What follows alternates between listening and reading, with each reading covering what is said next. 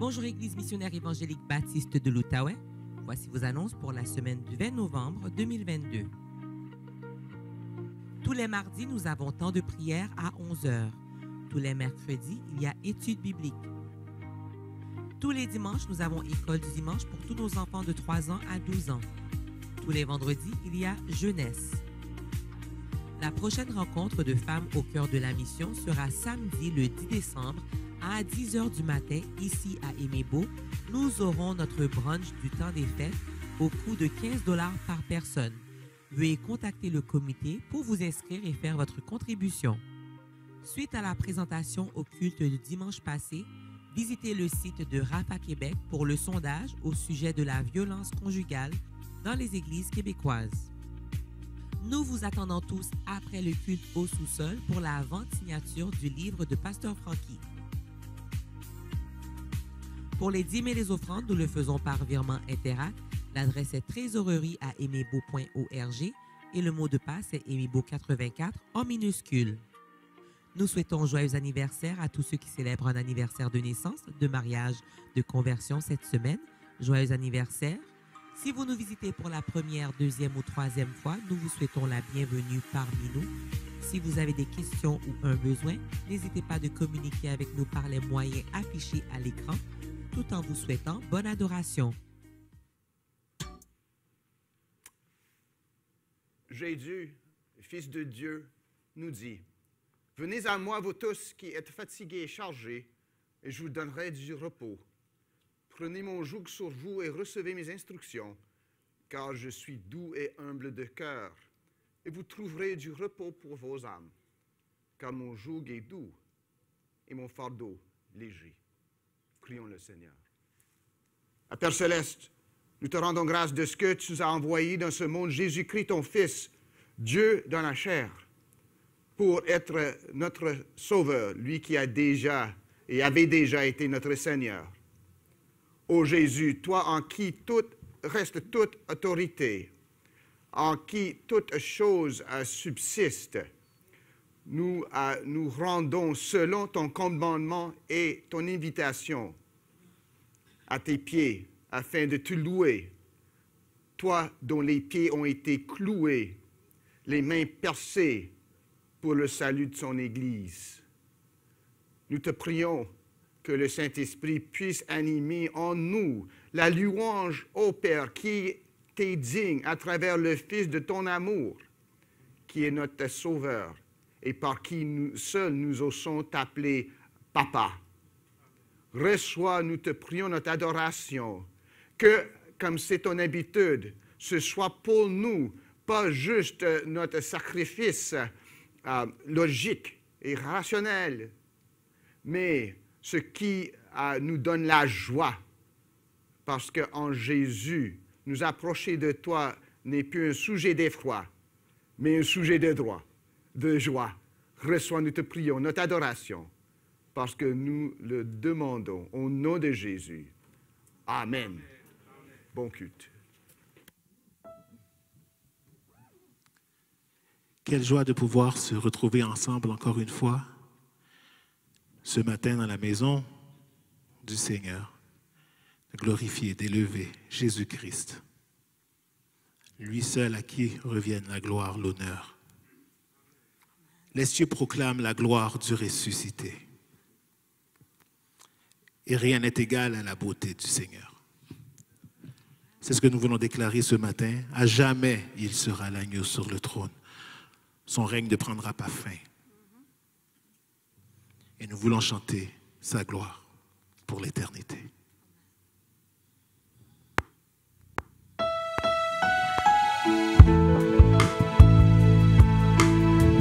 On peut se mettre debout.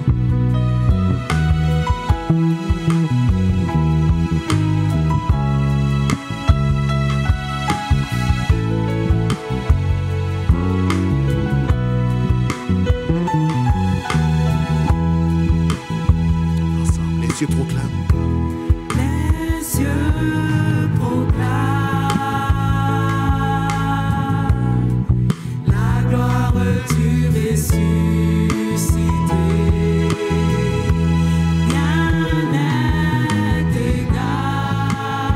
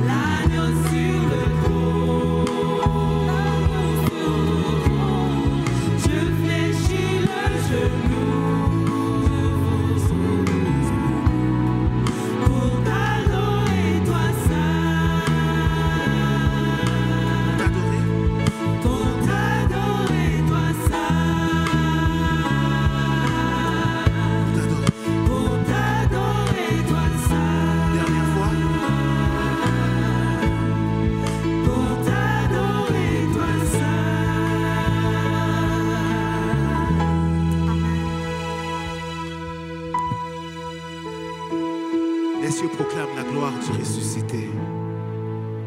Seigneur, nous venons, Papa, élever ton Saint-Nom pour qui tu es. Jésus, l'agneau de Dieu, espoir des nations, roi des rois et seigneur des seigneurs. Agrée la louange de ton peuple ce matin. Accepte-la comme un doux parfum et siège au milieu de notre louange. Dans le précieux nom de ton Fils Jésus, nous t'avons prié. Amen. Amen. Nous allons continuer notre adoration en faisant la lecture ensemble qui se trouve dans le psaume 45 et qui sera projeté pour vous.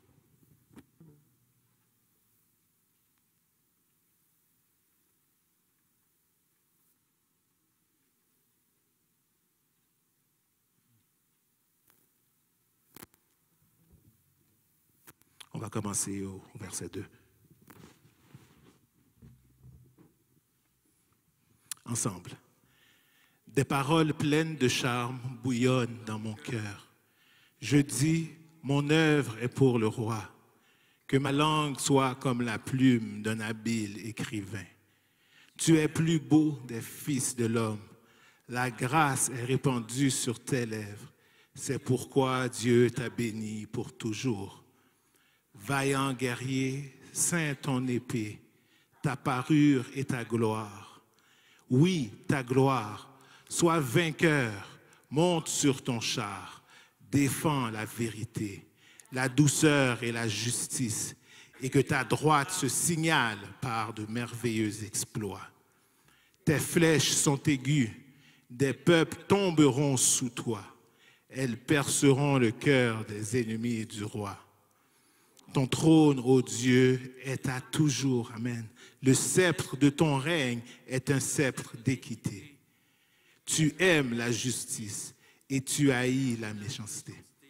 C'est pourquoi, ô Dieu, ton Dieu t'a oint d'une huile de joie par privilège sur tes collègues. La myrrhe, l'aloès et la casse parfument tous tes vêtements. Dans les palais d'ivoire, les instruments à cordes te réjouissent. Des filles de rois sont parmi tes bien-aimés. La reine est à ta droite, parée d'or d'Ophir. Écoute, ma fille, vois et prête l'oreille. Oublie ton peuple et la maison de ton père. Le roi porte ses désirs sur ta beauté. Puisqu'il est ton Seigneur, rends-lui tes hommages. Et avec des présents, la fille de Tyr, les plus riches du peuple, rechercheront ta faveur. Tous resplendissantes est la fille du roi dans l'intérieur du palais. Elle porte un vêtement tissu d'or. Elle est présentée au roi, vêtue de ses habits brodés et suivie des jeunes filles, ses compagnes, qui sont amenées auprès de toi. On les introduit au milieu des réjouissances et de l'allégresse. Elles entrent dans le palais du roi. Tes enfants prendront la place de tes pères. Tu les établiras princes dans tout le pays. Je rappellerai ton nom dans tous les âges. Aussi les peuples te loueront éternellement et à jamais. Amen. Amen. Les peuples te loueront éternellement et à jamais. Nous savons de qui on parle ici lorsqu'on parle du Fils de l'homme. Jésus est Seigneur. Jésus est Seigneur de cette nation. Il est Seigneur de cette ville. Il est Seigneur de cette Église. Amen. Car son trône est fondé sur la justice, son trône est fondé sur l'équité.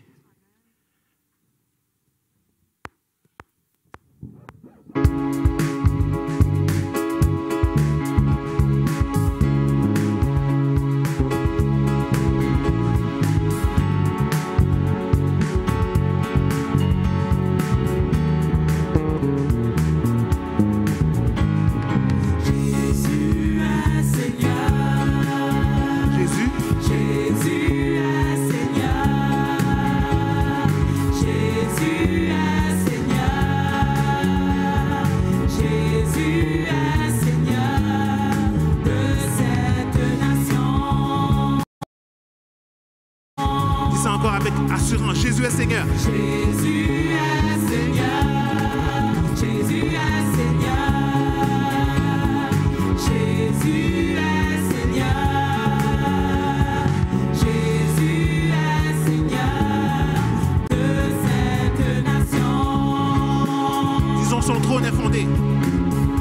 Son trône est fondé sur la justice. Son trône est fondé sur l'équité. Et son sang a vaincu l'ennemi de nos âmes. Il est le puissant libérateur. Jésus est Seigneur. Jésus est Seigneur. Jésus est Seigneur. Jésus est Seigneur.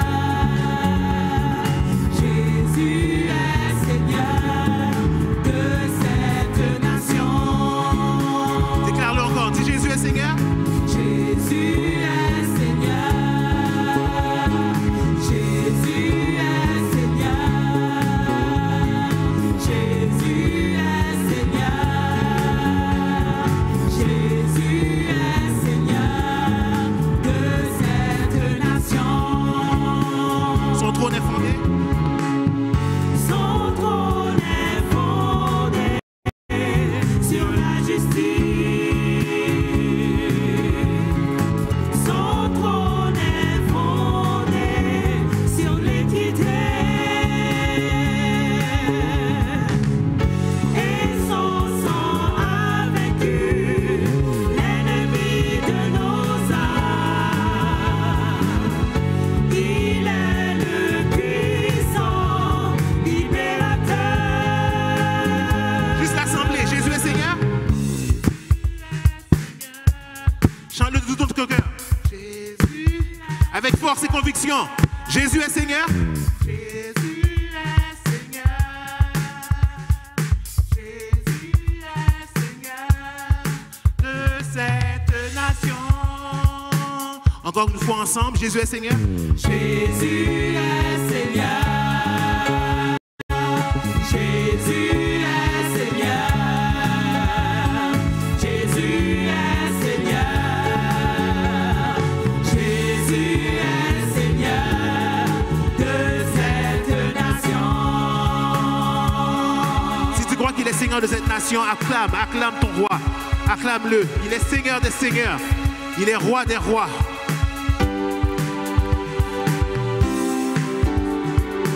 Il est Jésus, l'espoir des nations. Jésus, espoir des nations. Jésus, soutien de ceux qui pleurent. Tu es la source de tout espoir sur terre. Jésus, Jésus, lumière dans la nuit. Jésus, vérité en tout temps. Tu es la source de la lumière sur terre. tu es venu. Tu es venu vivre et mourir, briser les liens, ressusciter. Tu es l'espoir. Tu es l'espoir qui vit en nous. Tu es le roi, solide et sûr. Tu es lumière, par ton éclat le monde voit. Ressuscité, tu es vainqueur. Ressuscité, tu es vainqueur, prince de paix, plein de douceur. Tu es l'espoir, vivant pour celui qui te reçoit. Oui, nous croyons. Et mes mots, est-ce que tu crois ce matin? Est-ce que tu crois? Jésus, espoir des nations. Jésus, espoir des nations. Jésus, soutien de ceux qui pleurent. Tu es la source de tout espoir sur terre. Jésus, lumière dans la nuit. Jésus, vérité en tout temps. Tu es la source de la lumière es venu, Seigneur. Tu es venu, vivre et mourir, briser les liens, ressusciter. Tu es venu. Tu es venu, vivre et mourir, briser les liens, ressusciter. Dis-le encore une fois, tu es venu. Tu es venu, vivre et mourir, briser les liens, ressusciter. Tu es l'espoir qui vit en nous. Tu es le roc, solide et sûr. Tu es lumière, par ton éclat le monde voit. Ressuscité, tu es vainqueur, prince de paix, plein de douceur. Tu es l'espoir, vivant pour celui qui te reçoit. Oui, nous croyons. Oui, nous croyons. Oui, nous croyons. Oui, nous croyons. Oui, nous croyons.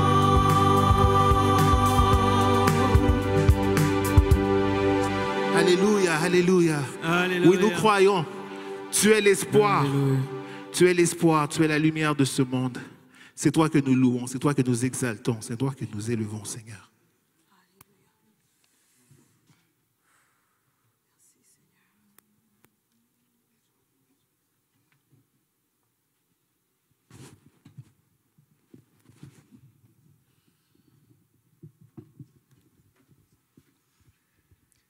Les bontés de l'Éternel ne sont pas épuisées et ses compassions ne sont pas à leur terme. Elles se renouvellent chaque matin. Amen. Je ne sais pas comment vous êtes arrivés ce matin. Peut-être que vous êtes venus le cœur lourd, le cœur chargé. Mais sachez que Dieu est là. Peu importe les portes qui sont fermées dans vos vies, il y a une clé qui est capable de les ouvrir, de tous les ouvrir, et c'est la prière. Dieu est capable de changer votre cœur. Il est capable de vous écouter. Il est là et il vous tend la main, peu importe où vous êtes. Il suffit de saisir la main qu'il vous donne.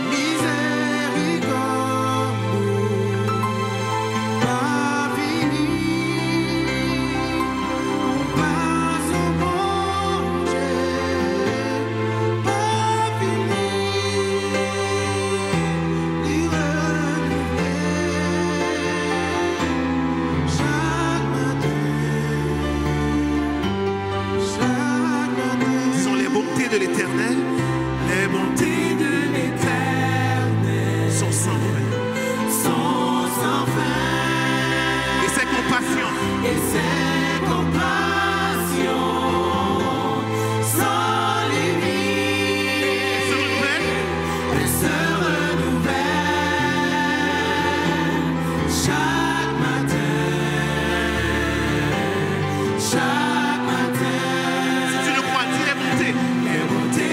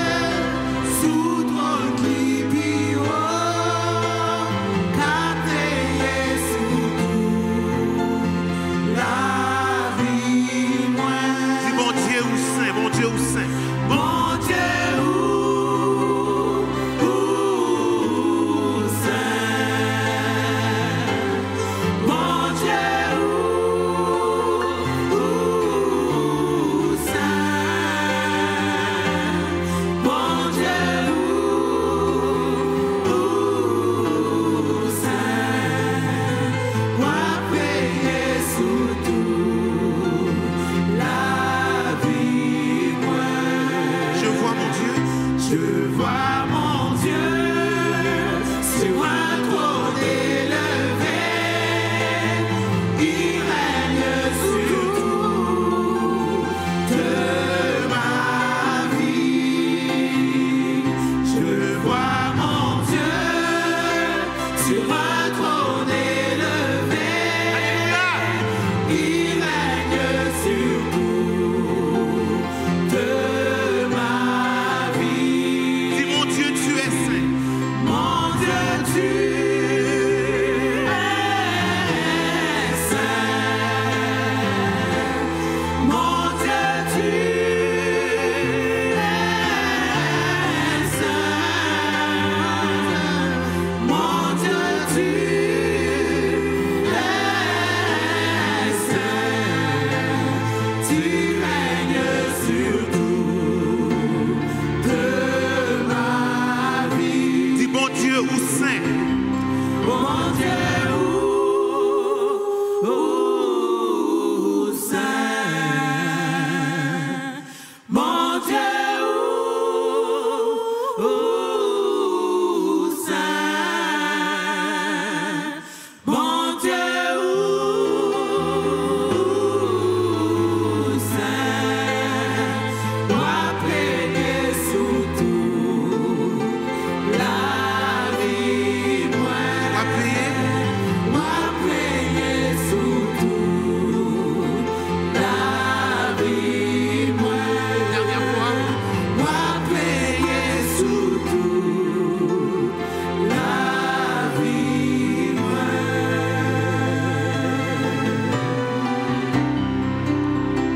Merci Seigneur. Merci pour qui tu es. Merci pour ta fidélité, pour ton amour, Seigneur. Nous voulons que tu viennes nous toucher, Seigneur. Prends la place qui te revient dans ce culte, Seigneur. Touche chacun d'entre nous. Tu nous connais tous. Pardonne-nous, Seigneur. Tu sais par quoi nous passons, Seigneur. Mais nous savons que tu ne nous laisseras jamais tomber. Ce qui est impossible pour nous est possible pour toi. Notre temps n'est pas ton temps, Seigneur. Tu fais les choses en ton temps. Et nous te demandons, Seigneur, de vraiment venir habiter en nous, Seigneur. De vraiment toucher chaque personne qui est ici, Seigneur. Dans le précieux nom de ton Fils Jésus, nous prions. Amen. Alléluia. Gardez cette attitude de prière alors que nous allons intercéder.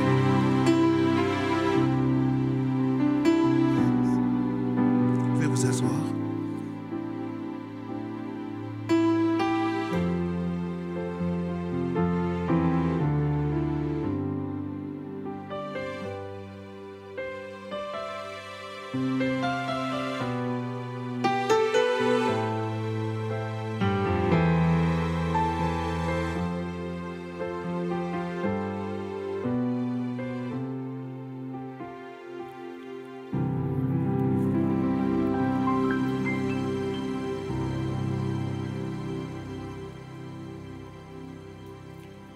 Eh bien, c'est le 3e dimanche du mois et vous savez tous ce que ça veut dire. Non du tout. C'est le moment de la mission. Donc, Pasteur Arsène m'a demandé de peut-être reprendre juste un thème que j'avais introduit il y a quelques mois. On parle de la mission, on est en train, entre nos églises, de reformuler un peu notre vision pour la mission, qui aura maintes couches comme maintes parties. Mais la mission, ce n'est pas juste le sujet de l'Église. On ne donne pas ça juste au conseil pastoral, au conseil de l'Église, puis dit, ben, occupez-vous-en, là, puis on donne l'argent si ça nous tente. C'est aussi la mission, le soutien de la mission des missionnaires peut et devrait se faire dans tous les foyers chrétiens. Puis c'est ça qui est quelque chose que nous faisons depuis longtemps, nous les béliers. Puis j'ai juste parlé de quelques missionnaires et quelques missions que nous, comme famille, nous appuyons. Puis ça, c'est pas à la place de notre dîme. Je parle maintenant comme pasteur, là. Non, c'est juste, d'abord, on donne à notre Église. Puis ça, des bonnes missions, des bons organismes vont dire, donnez à votre église locale, puis donner à nous si le Seigneur vous le met sur le cœur. Donc, c'est ça d'abord, ça vient, Émibo et Gébo, c'est notre champ de mission, si on veut, primordial. Puis aussi, les missionnaires qu'on soutient. Donc, je vais juste en mentionner les 4 que nous, comme famille, nous soutenons. D'abord, il y a une famille en Indonésie qui s'appelle Bob et Cecilia Brown. Les Brown, pas John Brown comme qu'on a eu ici. Puis ça, c'est une idée, puis je vais y revenir tantôt. C'est un couple, vraiment, ils sont sur le champ de mission depuis, pendant à peu près, je pense que c'est quasiment 30 ans, eux. Ils sont là avec le petit-fils. Les enfants n'étaient pas capables d'en prendre soin, donc ils ont amené Jasper sur le champ de mission. On ne l'a pas vu depuis qu'il était comme ça, là, ça fait peut-être 5-6 ans. Mais eux autres, ils font la traduction de la Bible en la langue du peuple salouan. Ils n'ont pas la Bible dans leur propre langue, comme nous l'avons en français, ou en créole, ou en lingala, ou même en anglais. Eux autres, ils n'ont pas. Donc, ils travaillent là-dessus. Ils viennent juste de terminer la traduction du livre de Genèse. Puis ils travaillent, ils continuent, ils enseignent, eux autres, ça leur prend 10 heures des fois pour aller voir du monde dans le jungle. Donc, ils travaillent fort là. Donc, nous, c'est de manière ponctuelle que nous les supportons. On les soutenait lorsqu'on était à Bowmanville comme église. Mais c'est comme ça que nous, comme famille, d'habitude, on est parvenus à soutenir des familles, des personnes sur la mission. On était à l'église, on les entendait introduire ce qu'ils faisaient pour le Seigneur. Puis, à un moment donné, lorsque l'Église les soutenait, nous le faisions aussi. Donc, on a quitté Bowmanville, mais on n'a pas quitté les missionnaires qu'on soutenait. Donc, de temps en temps, on leur envoie de quoi. Puis, des fois, si quelqu'un nous donne l'argent, on le fait parvenir à eux parce que c'est un couple très fidèle, très fiable. Aussi, il y a Mina et Michel Boma. Ça, c'est un couple qui travaille pour... Dans le temps, c'était... Association of Baptists for World Evangelism. Maintenant, c'est Across Borders for World Evangelism. À travers les frontières pour évangéliser le monde. Puis, ce couple-là... ça faisait des années qu'ils revenaient à Bowmanville, introduire le ministère, puis on disait, on n'a pas de fonds pour vous, malheureusement. Oh, c'est correct, là, donnez le repas. Ils revenaient. Donc, c'était vraiment un couple qui persévérait à long terme. Puis, enfin, à Bowmanville, on a réussi à commencer à les soutenir un peu. Puis, nous l'avons fait aussi comme famille. Puis lorsqu'on a quitté Bowmanville, j'espère que Bowmanville continue à les appuyer, mais nous avons continué à les appuyer. Ils étaient en Portugal, maintenant ils sont aux États-Unis. Lui, je pense, c'est président de ça. Donc, je soutiens le président, moi, je suis important. Mais ce qui est plus important, c'est qu'on l'aide à faire le travail de Dieu pour que le monde puisse entendre la bonne nouvelle. On soutient un programme de formation à Malawi. Puis ça encore, j'ai été à Malawi, je voyais ce qu'ils faisaient là-bas, j'ai participé, j'ai eu l'honneur de pouvoir enseigner un peu là-bas. Puis on a fait le contact avec le monde là. Donc à travers Emmanuel International, nous envoyons des fonds à ce programme-là. Puis ça aide les pasteurs à être formés, parce que là-bas c'est un problème. On a des gens charismatiques, mais ils sont des hérétiques. Puis il s'accumule des gens autour d'eux, puis on a des pasteurs malawiens. Cette église-là est venue des convertis d'islam lors de la guerre civile dans Mozambique. Des réfugiés se sont rendus à Malawi, c'était des musulmans, puis ils se sont fait convertir. Donc ils ont établi une église indigène en Malawi. Puis nous participons avec EI à les aider à former leurs pasteurs pour qu'ils puissent prêcher d'une bonne manière, d'une manière fidèle, la parole de Dieu, surtout pour contrarier, soit-il des gens des religions locales, des musulmans, aussi juste des charismatiques qui sont un peu flyés là-bas. Donc, on essaie à leur aider à faire ça. Puis aussi, on a contribué aussi à la mission contre le lèpre. C'est appelé Effect Hope maintenant. On a vu ce qu'il faisait, surtout parmi du monde en Inde, puis le monde ne touchait pas à ça. Là. Si le monde a lèpre ou déformation, bon, on ne touche pas à ça, on l'abandonne. Bon, il y a une mission qui travaille avec, surtout ces enfants-là, pour leur donner une petite chirurgie, là, ici, ce serait en rien, puis sont rendus capables de participer à la société. Donc, surtout Louise a dit, ben, on devrait soutenir ça. Donc, c'est ça qu'on a fait. Donc, c'est la manière un peu comme famille que nous soutenons, en plus de soutenir notre Église locale, nous soutenons la mission. Donc, pour revenir à John Brown, par exemple, il a visité ici, il a été à Egebo, il a été le conférencier pour notre soirée de mission. Ça fait combien de temps sur Roseman? 1 mois, je pense. Notre soirée missionnaire, peut-être il y a 1 mois, fin du mois d'octobre. Donc, ça, c'est une manière de dire, ben, j'aime ce qu'il fait. Tu sais, il travaille avec les jeunes, surtout des jeunes immigrants qui viennent ici, qui ne connaissent pas le Seigneur, mais peut-être travailler avec nos jeunes croyants qui connaissent, pour qu'ils puissent introduire les jeunes qui ne connaissent pas le Seigneur au Seigneur. Ben, peut-être John Brown, ce serait quelqu'un que je pourrais, comme famille, commencer 50 pièces par mois, peut-être, à commencer à soutenir. Donc, ça, c'est une façon. On voit du monde venir, puis on les évalue, puis on dit, ben, comme famille, peut-être on pourrait leur aider. Pas juste prier pour eux, on fait ça, mais donner à l'œuvre qu'ils font. Donc, je pense que c'est tout ça. Si ça vous tente de me poser des questions par la suite, je pense que j'ai assez dit. Merci. Puis, en tout cas, je vous passe à Pasteur Arsène pour la prière.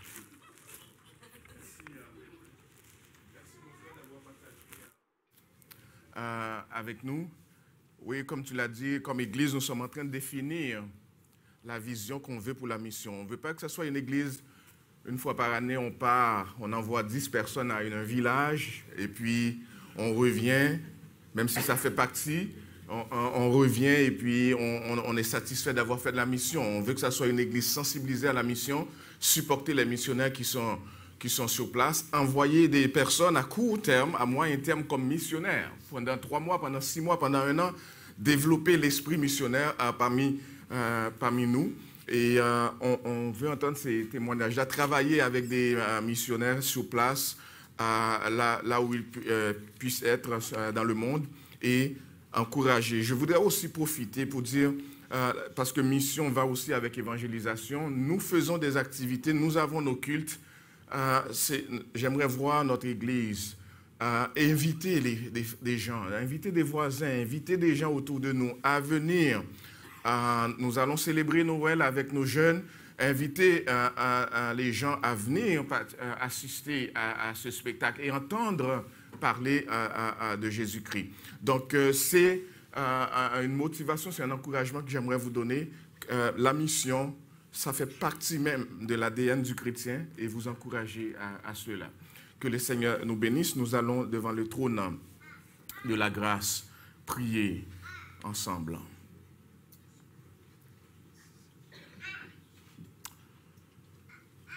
Notre bon Père céleste, Dieu trinitaire, Père, Fils et Saint-Esprit, notre Dieu en Jésus-Christ.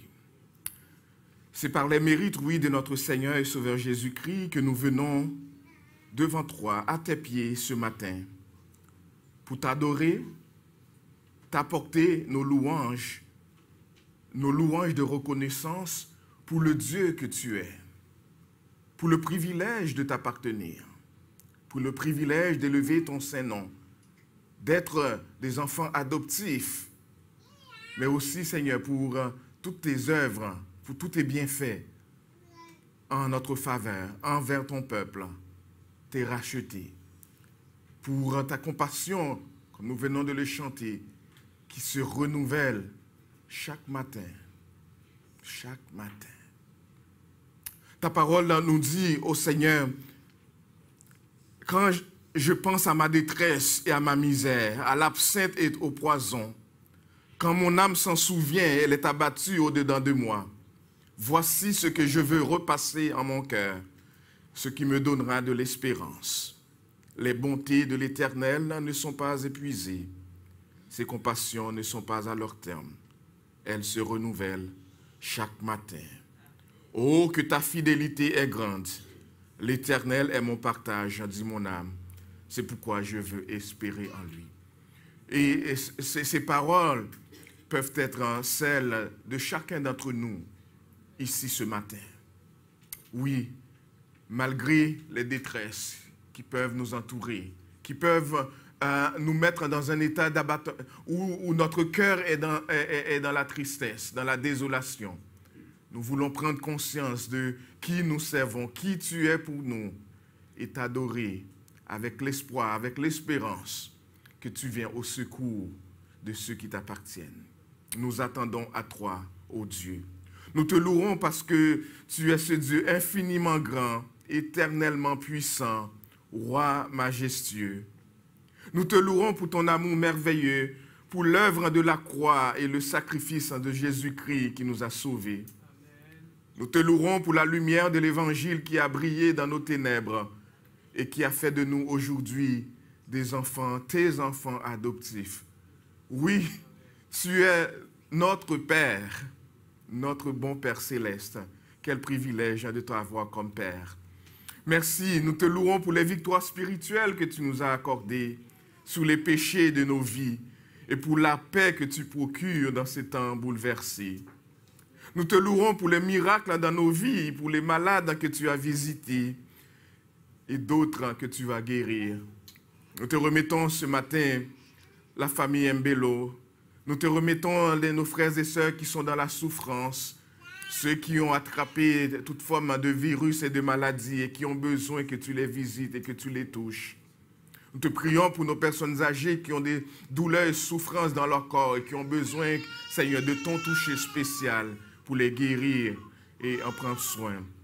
Nous te prions ce matin pour les familles et les couples que tu as bénis, pour la protection et la sécurité bienveillante que tu as accordée, pour l'emploi pour lequel tu as pourvu et pour toutes tes bénédictions spirituelles, matérielles, physiques que tu accordes à ton peuple et à ton Église.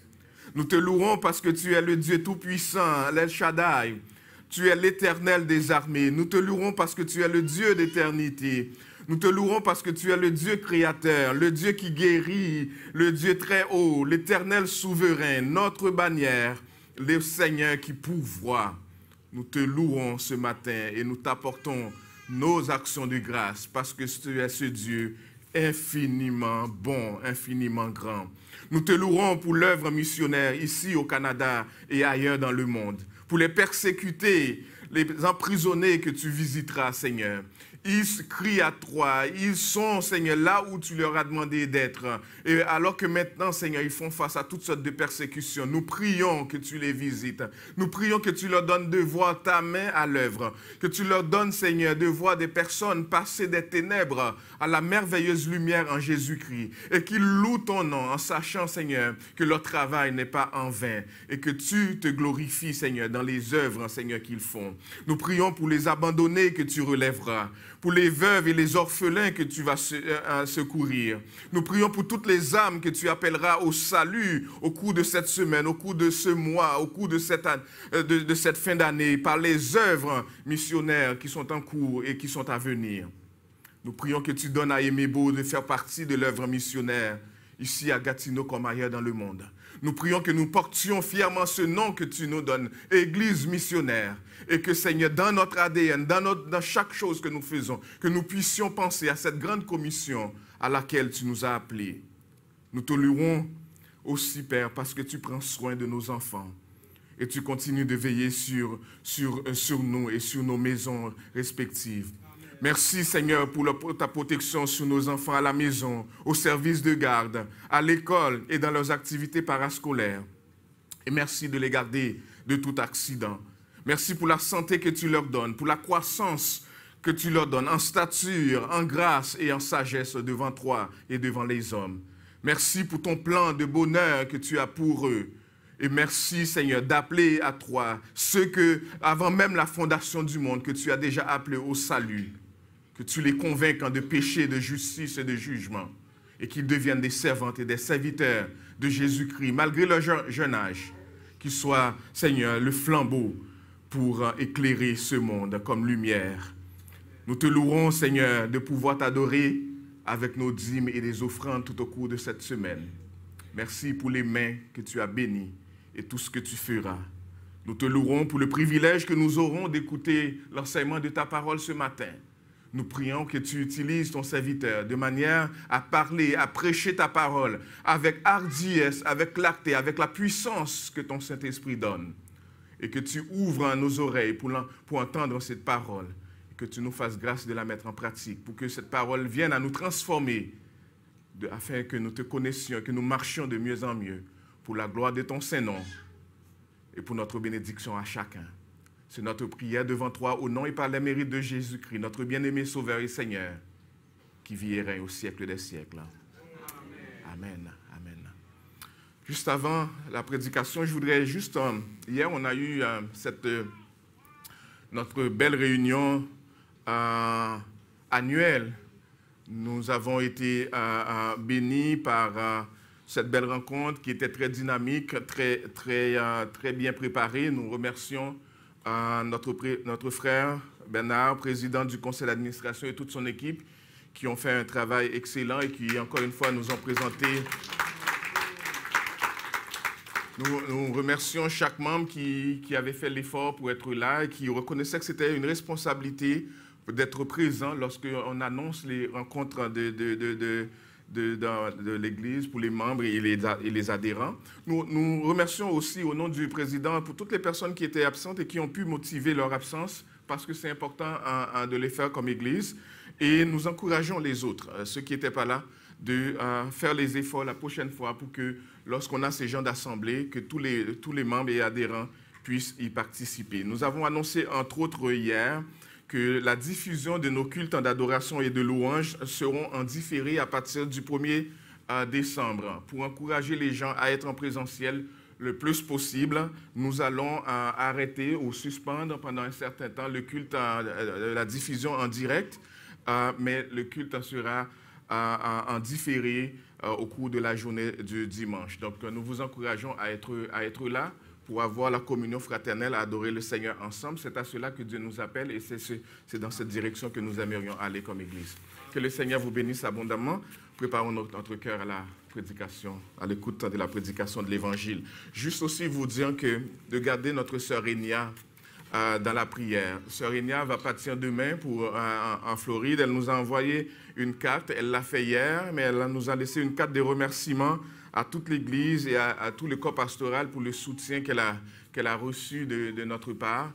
Nous avons besoin de garder notre sœur en prière. Tout ce qui se fait dans sa vie, c'est des premières pour elle et elle a besoin du support du Seigneur, alors que nous puissions garder notre sœur en prière. Nos enfants, si vous pouvez monter, s'il vous plaît, pour vos classes respectives et les moniteurs et monitrices qui les accompagnent.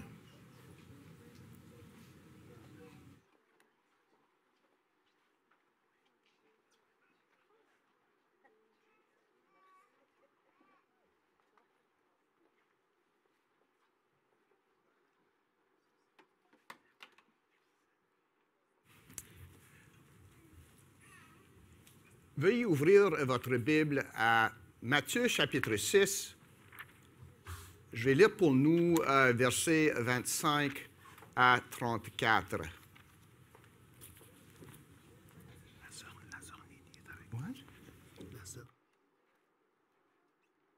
Puis on invite aussi son Nini à ouvrir sa Bible aussi. Je ne sais pas si elle a porté sa Bible malgache ou sa Bible en français. Bon retour, notre sœur.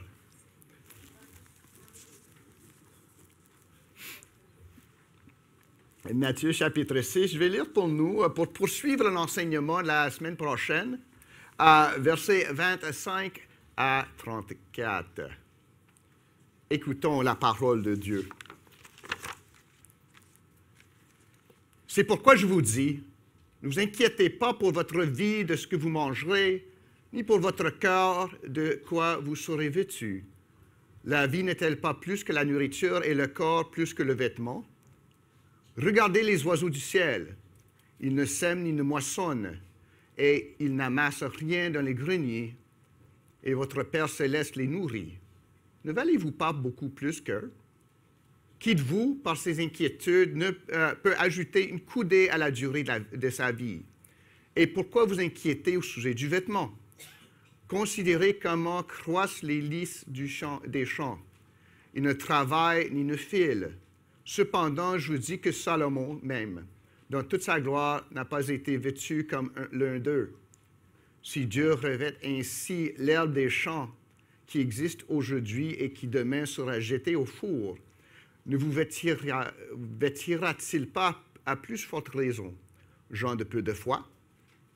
Ne vous inquiétez donc point et ne dites pas que mangerons-nous, que boirons-nous, de quoi serons-nous vêtus? Car toutes ces choses, ce sont les païens qui les recherchent. Votre Père Céleste sait que vous en avez besoin. Cherchez premièrement le royaume et la justice de Dieu, et toutes ces choses vous seront données par-dessus. Ne vous inquiétez donc pas du lendemain, car le lendemain aura soin de lui-même. À chaque jour suffit sa peine. Parole du Seigneur.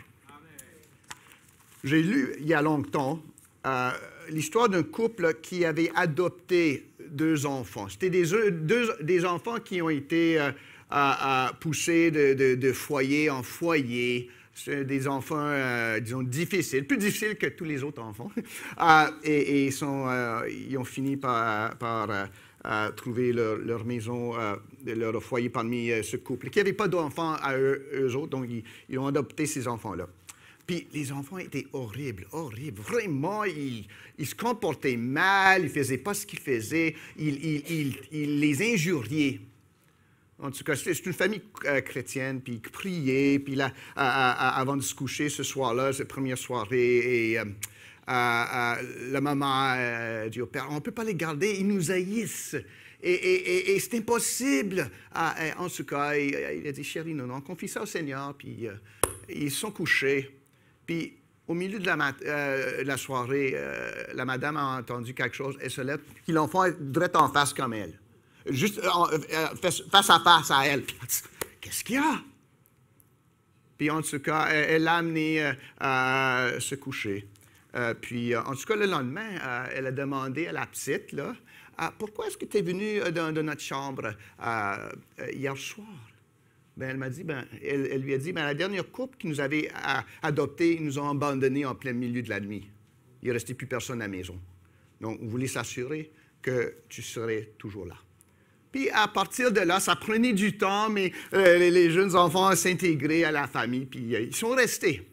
Tout ça pour dire, c'est bien souvent, on ne fait pas confiance, malgré les assurances que nous recevons. Des fois, il y a des raisons pour ne pas faire confiance, on dirait. Et ce dont nous parle Jésus ce matin, c'est cette question de conscience, de faire confiance, d'inquiétude. Est-ce que nous sommes comme ces enfants qui nous disons, notre Papa Céleste ne va pas être là au milieu de la nuit, il va nous abandonner? Est-ce à cause du fait que peut-être on aurait été abandonné à un moment donné, puis on dit, Dieu est comme tous les autres. Peut-être Dieu est comme mon père. Dieu est comme mon chum. Puis il ne sera pas là pour nous. Jésus nous assure que si nous connaissons le Père, il va être là pour nous, et d'autant plus, nous devons lui faire confiance. Et c'est le suivi de ce que Pasteur Arsène a proclamé la semaine passée. Jésus nous enseigne sur les richesses et nos priorités. C'est-à-dire que les richesses font de bonnes servantes ou serviteurs, mais une maîtresse manquée, une mauvaise maîtresse. En effet, c'est l'idolâtrie, et l'idole demande sa louange. Jésus va faire l'application ici, à nous et à ceux qui l'entendaient. Avoir le cœur bien situé est donc aussi notre trésor, ou ainsi notre trésor, si vous voulez, va chasser l'inquiétude, les doutes. Ces doutes-là qui sont elles-mêmes une expression d'un manque de foi, d'une appartenance divisée, partagée. Mais ce cœur bien situé nous laissera tourner les regards vers le royaume de Dieu et le Papa Céleste en Jésus-Christ qui fournira à tous nos besoins selon ses richesses dans la gloire et selon sa sagesse et sa bonne volonté envers nous. Si Dieu nous a sauvés, c'est ça qui va être le point d'emphase ici. Si Dieu nous a sauvés, ne va-t-il pas prendre soin de nous? Jésus va aller, comme on dit, du grand au petit. Si Dieu nous a sauvés, est-ce que c'était pour nous abandonner? Si ce couple-là avait adopté ses enfants, est-ce que c'était pour s'en débarrasser? Au niveau humain, peut-être ça se fait, mais pas avec Dieu. Il va dire aussi, s'il s'occupe de la création, des oiseaux itinérants, des fleurs, même à les revêtir d'une beauté surpassante, ne va-t-il pas prendre soin de nous? Il va du petit maintenant au grand. S'il nous a sauvés, c'est le grand, ne va-t-il pas prendre soin de nous? S'il prend soin de sa création, des oiseaux, puis des fleurs qui aujourd'hui existent, puis demain sont couvertes par la neige, Jésus n'aurait pas dit ça, ne va-t-il pas prendre soin de nous qui sont à l'image de Dieu, pour lesquels Jésus s'est livré? C'est un côté logique, mais ça dépasse le logique. Ça revient au fait que Dieu est fiable envers nous en Jésus-Christ, et il est papa, il est père envers nous. Puis ce mot-là, père, va se répéter ici. Puis ça, c'est important. On ne parle pas d'un bon Dieu inconnu. On parle d'un Père qui est Père à nous, ses enfants, en Jésus-Christ. Donc, la vie est plus que le manger, le corps est plus que le vêtement. Dieu a donné les deux. Donc, secure en lui, recherchons son royaume, lui qui est maître de tout. On va parler les 3 points que je dirais que Jésus fait. Il dit, ne vous inquiétez pas. Pourquoi ne pas m'inquiéter? Et finalement, de quoi devrais-je m'inquiéter? Donc, ne vous inquiétez pas. Pourquoi est-ce que je ne devrais pas m'inquiéter? Et de quoi devrais-je vraiment m'inquiéter? C'est pourquoi je vous dis, verset 25, ne vous inquiétez pas pour votre vie, de ce que vous mangerez, ni de votre corps, de quoi vous serez vêtus. Il dit, c'est pourquoi. Puis lorsqu'il dit, c'est pourquoi, ça veut dire, mais il y a quelque chose qui le précède.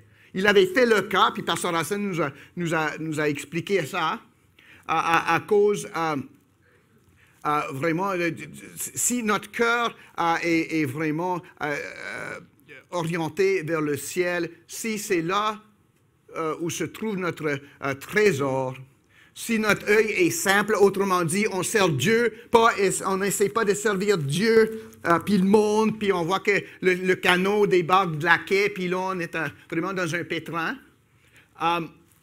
Si c'est ça le cas, si on sert le seul maître, comment puis-je me soucier, si c'est ça le cas? Puis Jésus le dit, si c'est ça le cas, c'est pourquoi ne vous inquiétez pas. Ça a l'air d'être impossible, mais Jésus le dit quand même, parce que déjà, notre regard se porte vers le ciel, vers le royaume de Dieu. Mais on pourrait peut-être bien répondre, si je me consacre à Dieu et laisse aller toutes ces autres choses mondaines, comment vais-je vivre? C'est bien beau de dire, donne-toi au Seigneur, mais maintenant, qu'est-ce que je vais faire? Puis bien souvent, ceux qui sont venus au Seigneur, surtout dans d'autres cultures, où le christianisme est vraiment abaissé et qui est caché, c'est une bonne question. Ils vont être jetés hors de leur famille. Qu'est-ce que je vais faire? C'est bien beau de dire « aie confiance en Dieu ». Mais est-ce que c'est vraiment raisonnable? Peut-être que je devrais vivre entre les deux mondes. Hein? Jésus nous dit que non. Jésus dit ici, bien, la vie et le corps ne sont-ils pas plus que le manger et les vêtements? Autrement dit, ça consiste en plus que avoir l'estomac plein et être bien vêtu. La vie est bien plus que ça. Dieu donne la vie. Dieu nous donne le corps. Donc, toutes ces choses viennent de Dieu. Donc, il consiste la vie, le corps, le plus grand, le petit, consiste en plus de choses que juste manger ni se vêtir. Dieu donne la vie, Dieu donne le corps. Dieu s'est rendu un homme dans un corps, Jésus-Christ. Le créateur vient dans sa création, dont le quotidien, le corps, la vie, la mort, ne peuvent être séparés de la règne de Dieu. Ça, c'est important, mes amis. On essaie des fois de faire comme un schisme entre les deux. On vit dimanche pour Dieu, le restant de la vie, là, on vit la vraie vie. Hein? Dieu, C'est beau, c'est comme un père, mais il oublie des fois. Mais ça, c'est bien la religion, mais la vraie vie, là, ça se vit de lundi à samedi. Mais Jésus dit que c'est impossible. Parce que Dieu, qui a donné la semaine, est maître de toute la semaine, pas juste d'une partie. Amen. Ici, Jésus va s'adresser au matérialisme. Puis je vais commencer à aller, pas commencer à aller dans une philosophie, je ne connais pas ça, mais c'est une fausse idéologie qui réduit la vie aux choses. Puis on le voit, on le vit. Même la science, maintenant, s'est détachée des questions éthiques, quasiment. Si on peut le faire, on doit le faire. Anciennement, on disait, si on peut le faire, devrait-on le faire? Est-ce que c'est éthique de faire quelque chose qu'on peut faire ou est-ce qu'on va dire non, on n'y va pas? On n'a pas droit. Mais maintenant, si on a les compétences, on le fait. C'est le matérialisme. Ça réduit la vie aux choses. Puis ça, ce n'est pas juste les scientifiques qui font ça, les scientifiques qui font ça, c'est nous des fois. On réduit la vie aux choses. Si Dieu m'aime, je vais avoir plein de choses. Santé, maison, bons enfants, bon char, bon job, tout ça. Si je n'ai pas ces choses, c'est parce que Dieu ne m'aime pas. Si on fait un équivaut ça. Puis si on peut maîtriser ces choses-là, ramasser plus de choses, je suis plus maître de mon avenir, mon destin. Ça, c'est du matérialisme. La vie consiste des choses. Mais Jésus nous dit, la vie ne consiste pas des choses. Toutes ces choses-là viennent de Dieu, vous autres aussi.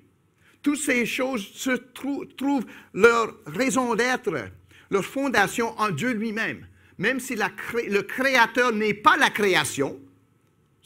Les arbres ne sont pas Dieu, mes amis. Les étoiles ne sont pas Dieu. Il n'y a pas des dieux dans les roches. Il y a le Créateur puis la création. Le Créateur est venu dans sa création en Jésus-Christ. Il a pris chair, il a fait sa demeure parmi nous. Mais la création n'existe pas sans le Créateur. Ça, c'est vraiment, si on veut, c'est une anthropologie, mais une compréhension de la réalité chrétienne. Que les choses ne sont pas Dieu, mais les choses n'existent pas sans Dieu. Et ils ont leur raison en Dieu, dans la pensée de Dieu. Si on est philosophe, c'est le réalisme, si on veut. Et ça existe dans la pensée de Dieu avant que ça n'existe vraiment. Puis si ça n'existe pas dans la pensée de Dieu, ce n'est pas vrai, même si on a de belles choses. Donc, toutes ces choses-là trouvent leur raison d'être en Dieu lui-même. Puis Jésus lutte contre l'idée que je peux aimer Dieu, mais il ne va pas prendre soin de moi. Ou je peux prendre soin de moi-même sans aimer Dieu, puis tout va bien aller. C'est ça qu'on pense aujourd'hui. Le loto, toutes sortes de choses. Là, on fait ce qui nous convient, puis on va être heureux avec ça, puis Dieu, il va aimer ça quand même. Hein? C'est pas ça.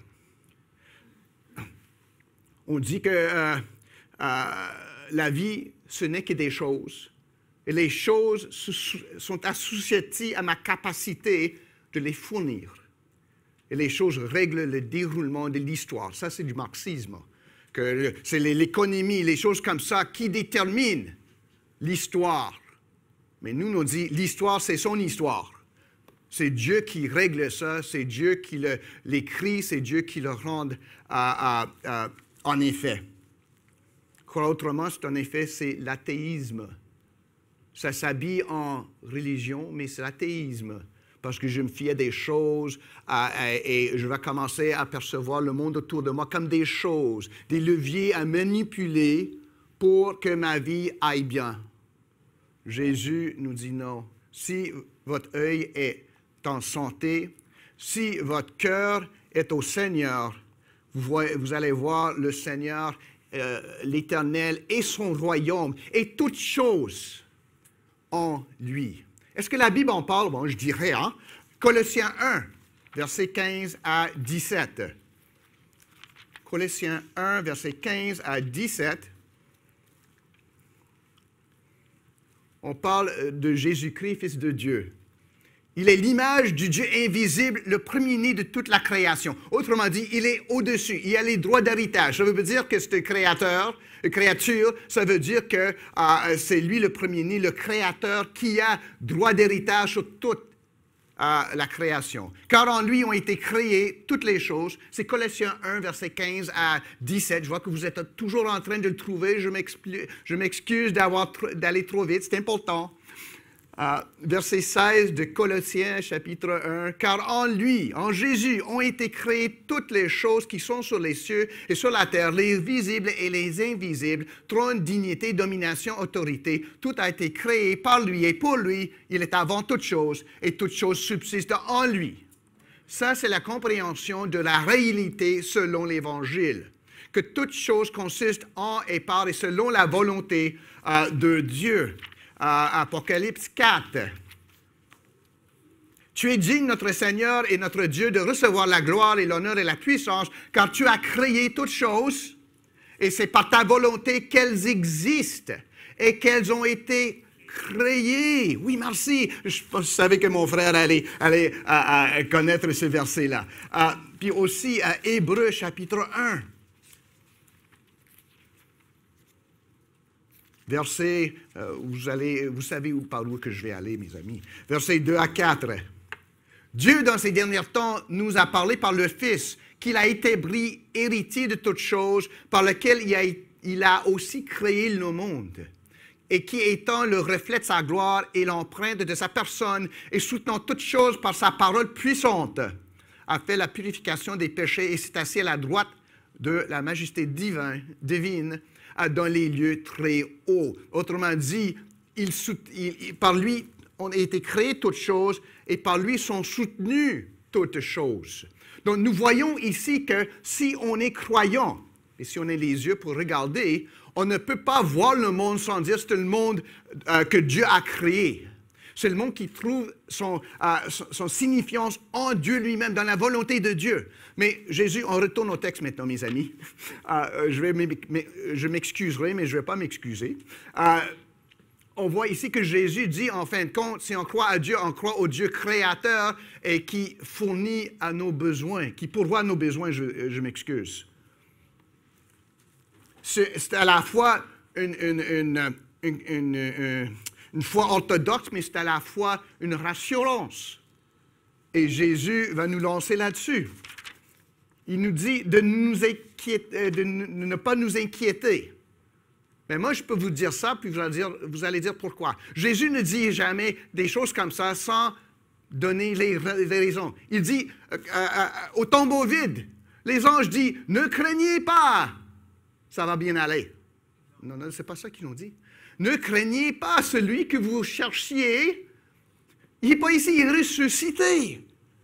Donc, il y a une raison pourquoi avoir cette espérance ferme. Pas parce que je suis capable de gagner ma vie, les choses vont bien aller, je viens d'une bonne famille, mais parce que Jésus est ressuscité. Et le pouvoir de la résurrection est pour nous en Jésus-Christ, pour nous soutenir. Un Dieu qui peut ressusciter son Fils unique, Fils de Dieu, du tombeau le 3e jour, n'est-il pas capable de prendre soin de nous? Ben, la réponse est oui. Merci. OK. Donc, ça c'est bon. Ne vous inquiétez pas. Mais pourquoi ne pas m'inquiéter? On a le commandement, on expliquait un peu le contexte, mais c'est bien beau qu'on nous dise faire quelque chose. Mais pourquoi? Et pourquoi est-ce que j'ai l'espérance à le faire? Bien, Jésus va maintenant retomber sur la logique. On dit que la foi est rationnelle, mais ce n'est pas rationaliste.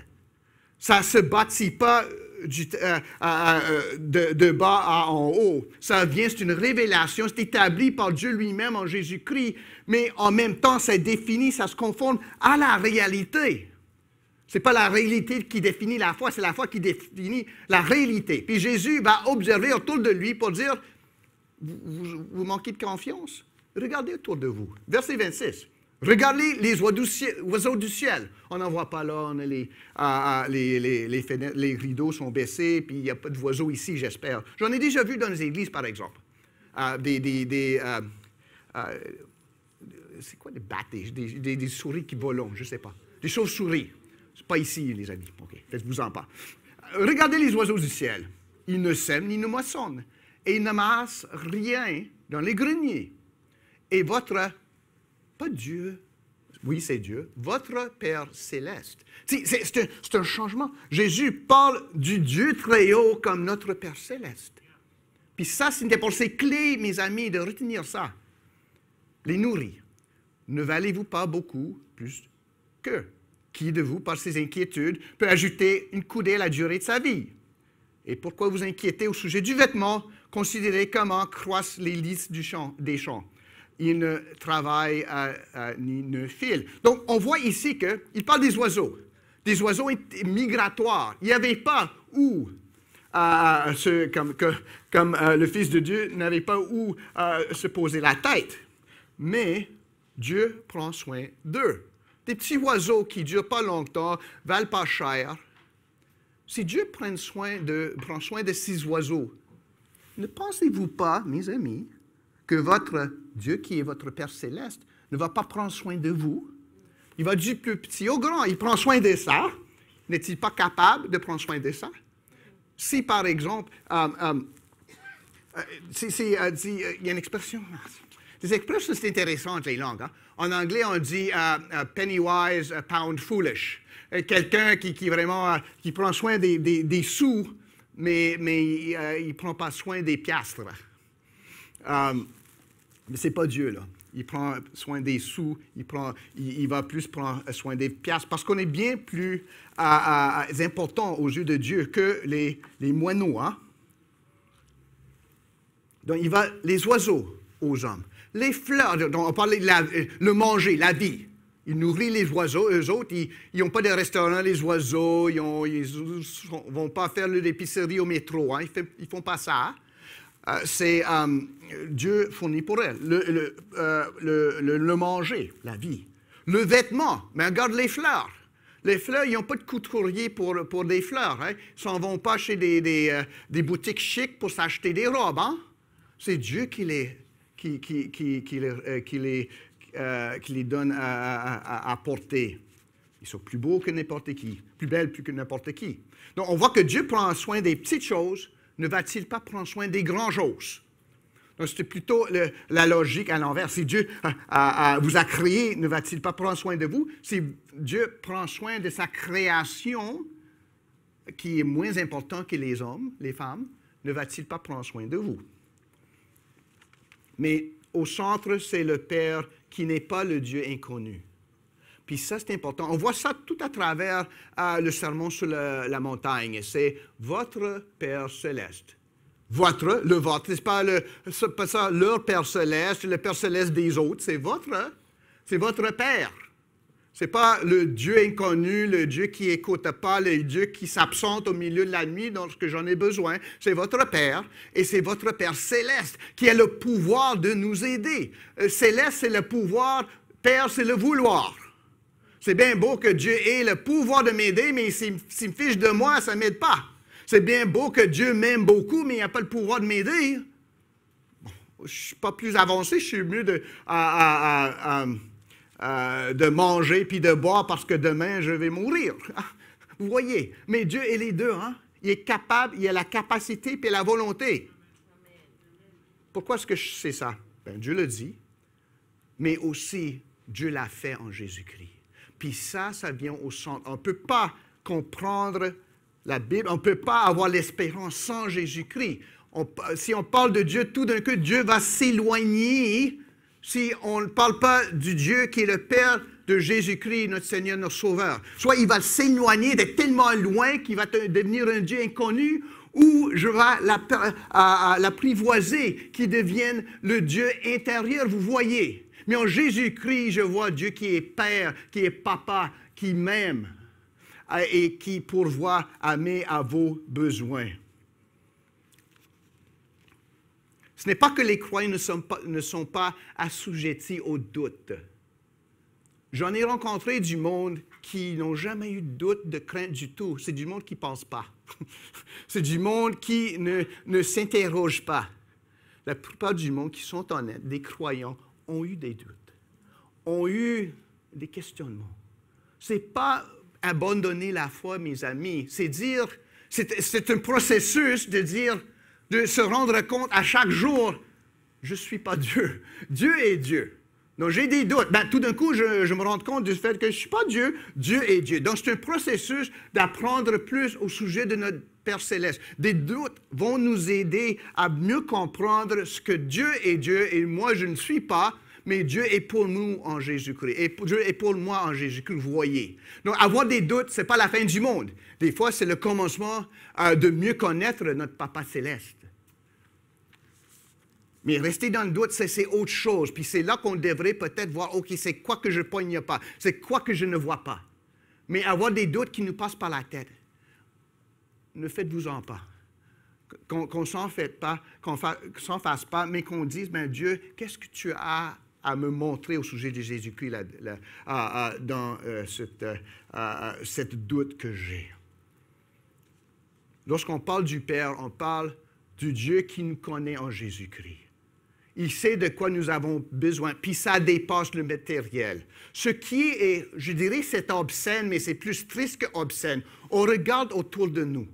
En Colombie-Britannique, par exemple, durant les 2 dernières années, il y a 2500 peut-être personnes qui sont mortes de la COVID. C'est triste. Il y a au-delà de 3000 qui sont morts du surdosage, du fentanyl. C'est du monde qui n'ont pas d'espoir. Puis c'est compliqué. C'est pas juste, oh, ce sont des bons à rien qui prennent la drogue. C'est pas ça. Mais c'est du monde qui manque tellement d'espoir, de familles pour les entourer, dans la plupart des cas, sont abandonnés. Ils mettent terme à leur vie, soit intentionnellement, soit par erreur, mais c'est pas cette fois-ci, ça va être la prochaine fois. La drogue, ça ne se fait pas des amis, ça fait juste des tombeaux. Mais on voit ça dans un pays riche comme la nôtre. Je parlais de la Malawi, je pense que c'est le 8e pays, le pays le 8e plus pauvre au monde. Mais ils n'ont pas un taux de mortalité par la drogue comme nous l'avons. En Angleterre, une des causes de mortalité les plus élevées parmi les gens de 25 à 34 ans. Ça, c'est l'âge de l'espérance. Moi, je m'en souviens quand j'avais cet âge-là. Je ne me souviens pas de grand-chose maintenant, même ce que j'ai eu pour manger ce matin, mais je me souviens de ce temps-là. Puis c'est un temps d'espoir, c'est un temps des rêves, c'est un temps, qu'est-ce que je vais faire dans la vie? Je n'étais pas marié au début, à la fin de, c'est ça, j'étais marié avec un enfant qui s'en venait, j'avais la carrière, puis j'étais sur le point d'être... Il y a tellement de portes ouvertes pour nous, surtout au Canada ici. Mais pour tous qui sont dans le Seigneur, il y a une porte ouverte pour vous, les amis. Il s'appelle Jésus-Christ, mais il y a des portes... Mais pour tout ce monde-là, en Angleterre, par exemple, une des causes de mortalité la plus élevée, c'est le suicide. Un pays riche comme l'Angleterre, puis le monde met terme à leur vie. Il y a quelque chose qui ne va pas, il y a quelque chose de croche. On est tellement riche qu'on noie dans notre richesse. Et Jésus nous dit, ne faites pas des richesses une idole, mais non pas, aussi, n'ayez pas peur que Dieu ne pourvoie pas vos besoins. La solution n'est pas les richesses, ce n'est pas une autre voiture, ce n'est pas un autre manteau, ce n'est pas un autre cellulaire. La solution, c'est Jésus-Christ. De quoi m'inquiéter vraiment? Jésus nous dit, pourquoi ne pas m'inquiéter? On a un Père céleste, puis logiquement, si on a les yeux pour regarder, il y a bien qui disent, ben là, c'est juste la foi, là, c'est des contes de fées. Mais les contes de fées nous obligent à regarder la vie comme elle est. Jésus nous présente la vie comme elle est. Il dit, là, vous êtes vraiment... c'est fou un peu de croire à Dieu, puis de quoi qui ne va pas fournir pour vous, en voyant ce qui vous entoure. Mais de quoi est-ce qu'on devrait vraiment s'inquiéter? Si on ne s'inquiète pas de la vie, du corps, parce que Dieu s'en occupe, de quoi donc? Ça revient aux thèmes principaux de cet enseignement, le sermon sur la montagne. Ne vous inquiétez pas donc point, et ne dites pas, verset 31, que mangerons-nous, que boirons-nous, de quoi serons-nous vêtus? Car toutes ces choses, ce sont les païens qui les recherchent. Autrement dit, si on se fait de ça, c'est parce qu'on ne connaît pas le Dieu de l'éternité. On dit que les choses sont des choses, celui qui meurt avec toutes plus de choses gagne. Hein? On a vu ça sur ce départ choc dans le temps. He who dies with the most toys wins. Celui qui meurt avec le plus de bébelles gagne. Le mot-clé là-dedans, ce n'est pas bébelle, c'est pas gagner, c'est mourir. Parce que tout le monde meurt. Tout le monde va faire face au jugement. Puis il n'y a pas de U-Haul, il n'y a pas de corbeille en arrière du corbeillard. On ne va pas you don't take it with you. On ne va pas l'amener au ciel avec nous. Nu on est né, nu on revient à Dieu. Béni soit le nom de l'Éternel. Mais Jésus dit, OK, ne vous inquiétez pas. Cherchez premièrement le royaume et la justice de Dieu, et toutes ces choses vous seront données par-dessus. Ne vous inquiétez pas du lendemain, car le lendemain aura soin de lui-même. À chaque jour suffit sa peine. Ça, c'est un verset. Mes enfants le connaissent bien en anglais maintenant parce que je m'en sers tout le temps. Oh, Dad, qu'est-ce qui va se passer? Sufficient for the day is the trouble thereof. Autrement dit, à chaque jour suffit sa peine. Ne regardons pas au-delà de l'horizon qu'il nous a donné. On confie ces choses-là à l'Éternel. On confie à nous ce qu'il nous a donné à faire. Puis bien souvent, les amis, on rencontre des gens qui sont toujours des rêves. Au-delà, je vais faire ça un jour, je vais faire ci, mais ce qui se présente à face, c'est des choses à faire. Puis je suis toujours visé au-delà de l'horizon où ça retombe à Dieu. Dieu nous a donné aujourd'hui, le lendemain, ça lui appartient. Hein? Si je vis toujours dans le lendemain, je ne vis pas aujourd'hui. Puis c'est là que je vais m'inquiéter, puis en fin de compte, j'aurai une bonne raison pour m'inquiéter parce que j'aurai gaspillé le temps que Dieu m'a donné. Les personnes que Dieu a introduites dans ma vie. Je veux dire, c'est comme, vous voyez, surtout les jeunes, mais je suis en train de parler sur Esther, mais vraiment, je suis ici, hein? Pourquoi? Sans le bruit. Je suis ici, hein? Parce qu'elle est intéressante, mais le potentiel, c'est plus intéressant. Ça, c'est insultant, là. Surtout pour nous qui sommes plus vieux. Ben, je ne suis pas assez intéressant, engageant pour que tu mets à sa table le cellulaire pour parler avec ce qu'il est. Mais ça, si on veut, c'est un exemple de verset 34. Quand on cherche toujours quelque chose d'éphémère, qui n'existe pas. Puis c'est là se trouve la peur, la crainte. Dieu nous dit, je vous ai fourni toutes ces choses-là, y inclut le monde, les circonstances dont je suis maître aujourd'hui. Occupez-vous d'eux, je vais m'occuper de vous. Puis c'est là se trouve la paix. On ne s'inquiète pas de ce que nous ne pouvons pas changer. On s'inquiète du royaume de celui qui ne change pas et qui ne change certainement pas envers nous, ses enfants. On n'est pas à s'embêter sur des choses sur lesquelles on n'a pas de contrôle. Puis ça, c'est une discipline, si on veut, c'est une mise en application.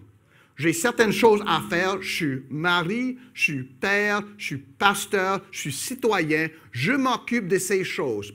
Je peux être pasteur d'une église de 1000 personnes. Je peux être marié avec 15 enfants, tous riches, avec des beaux-pères à la fois riches et avec des beaux-fils à la fois riches et reconnaissants envers leur beau-père. Je pourrais avoir toutes ces choses.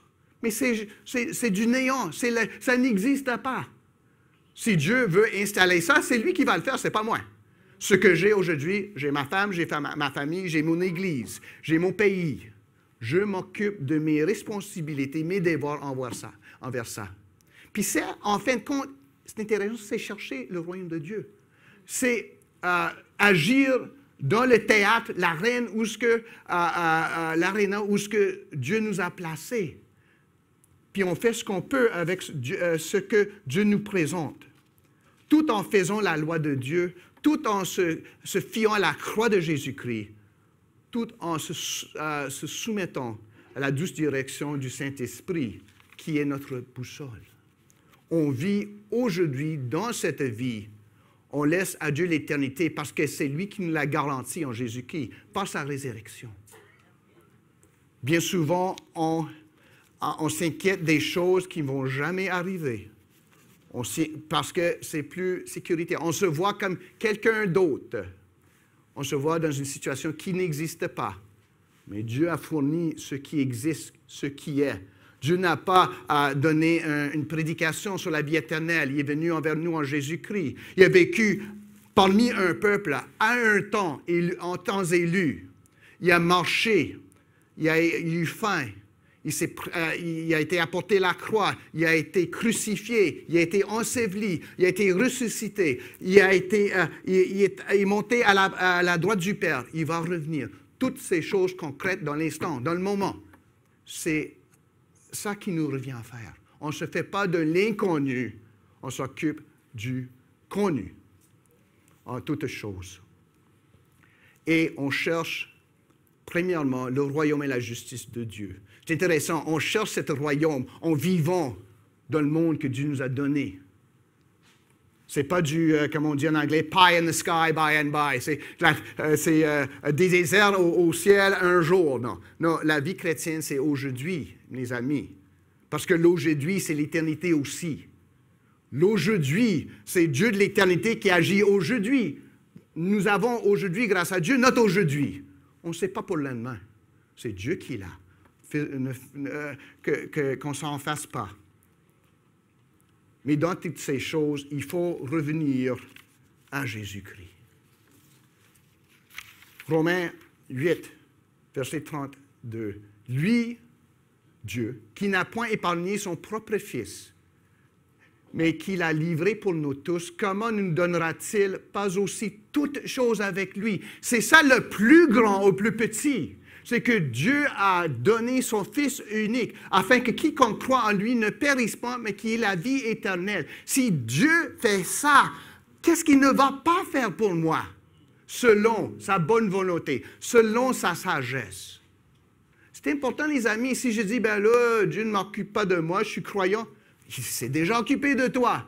Ne va-t-il pas continuer à s'occuper de toi de jour en jour? Puis si je trouve, ce n'est pas selon ce que je voulais, ben, je ne suis pas Dieu. C'est Dieu qui est Dieu.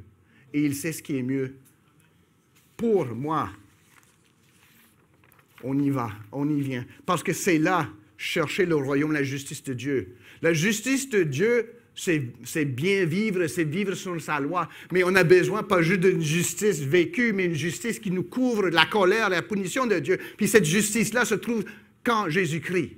La justice parfaite de Jésus-Christ nous couvre afin que nous ayons la paix pour pouvoir vivre une vie juste sous la protection, sous l'abri dans le Seigneur, qui est notre justice. Donc, on porte les regards vers lui. Comme dit la chanson, devant le trône du Très-Haut, mon défenseur sera plaidé. Ça, c'est Jésus-Christ. Hein? Cet avocat s'appelle Amour. Amour envoyé par le Père. Il intercède pour moi toujours. Mon nom est gravé sur ses mains. Mon nom est inscrit sur son cœur. Puisqu'il défend ma cause au ciel, nul ne pourra me condamner. Et quand Satan me fait douter, viens me tenter, m'accuser. Je lève les yeux vers celui qui a donné pour moi sa vie. Mon sauveur était innocent, sa mort me rend la liberté. Oui, Dieu le juste est satisfait, et il pardonne mon péché. Et il pardonne mon péché. C'est ça notre assurance. Chercher le royaume de Dieu, c'est se faire trouver par celui qui est roi du royaume, Jésus-Christ. Et c'est se fier à lui pour que lui qui a fait les moineaux, lui qui a fait les fleurs, il va prendre soin de nous parce qu'il est pour nous notre sauveur. Et son Père Céleste, c'est notre papa. C'est pour ça qu'on puisse avoir confiance. Est-ce que nous connaissons cette Jésus? Est-ce que nous connaissons cette assurance? Pas l'assurance d'être ici, maintenant, enfin, au chaud, mais de connaître celui qui est la chaleur de l'amour de Dieu. Celui en qui je peux dire, peu importe ce que je vois autour de moi, je sais que j'ai la confiance, la sécurité, parce que je suis enfermé dans les bras du Seigneur. Puis ces bras-là ont des mains percées. Ils ont été percés pour moi. Est-ce que vous pouvez dire ce matin, c'est le cas pour moi? C'est le cas pour moi. Ces plaies ont été subies pour mon salut. Maintenant, je ne crains plus rien. Parce que le papa qui l'a envoyé prend soin de moi.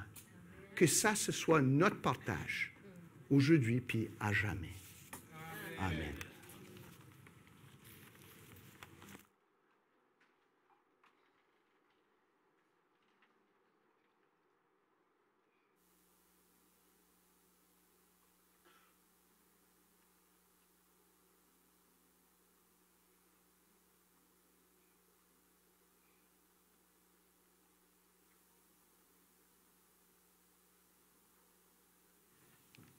Louange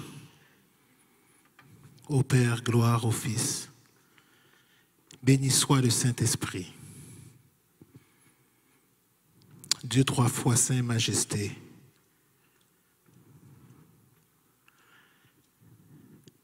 Gloire au roi des rois. Je vais vous demander de vous mettre debout. Nous n'allons pas dire que nous allons terminer notre adoration, notre louange, que notre adoration puisse continuer pendant toute la semaine. Mais nous allons vous laisser avec ce chant, qu'il puisse nous guider et nous garder avec les yeux fixés sur lui, sachant que c'est lui qui prend soin de nous.